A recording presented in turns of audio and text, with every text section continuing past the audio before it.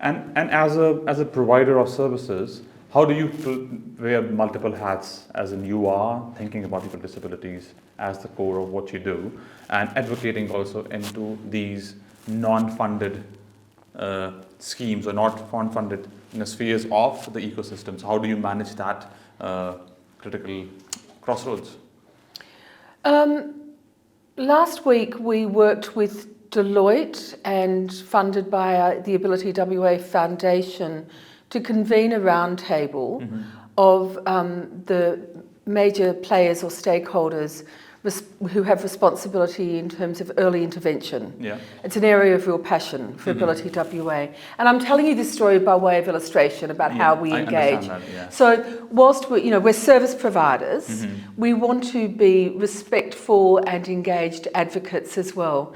And so by hosting a roundtable where we brought all the major players together, shared what the opportunities were, heard from an eminent speaker, Dr. Tim Moore, to talk about what he sees as a functioning ecosystem, and then to gain commitment from that room. Lovely. To actually keep working together and start responding locally to developing effective pathways and accessibility options for families of young children. That's how we've chosen to do it. I think that's very that's very actionable advocacy. Yes. Which I can see that you're bringing together and living the spirit of collaboration. Absolutely, absolutely. And that's how advocacy is delivered in longer term and slow and with the qualified and insightful people in the room. Yes. As we talk opportunities for the sector and the ecosystem, how does it impact, and what's the opportunity for a person living with disability? How does his or her life evolves? Gee, the NDIS has really picked up the disability sector and shaken it all about, hasn't it? Yes. The power is now with the consumer, as it should be. And the consumer, I'm a little bit sick of the language, but really does have choice and control.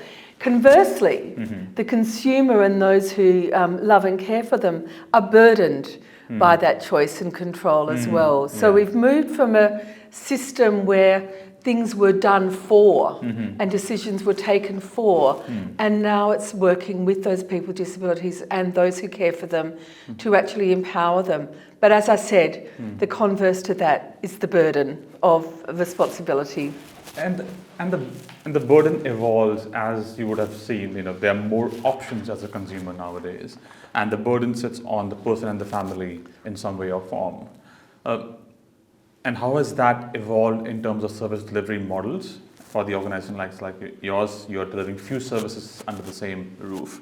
How does that service model evolves with the changing needs? One of the learnings we took from the Aged Care Royal Commission was the absolute importance of consumer participation and consumer determination in service design. And also the importance of effective, robust clinical governance frameworks and quality and clinical governance teams.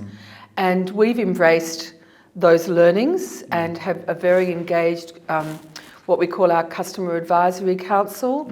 We have a board committee that is responsible for customer experience, so right up there with your traditional finance, risk and audit and your other board committees. We've got customer at the centre, and we've developed a very robust clinical governance framework that is in part in practice and in part aspirational to guide our service design and delivery into the future.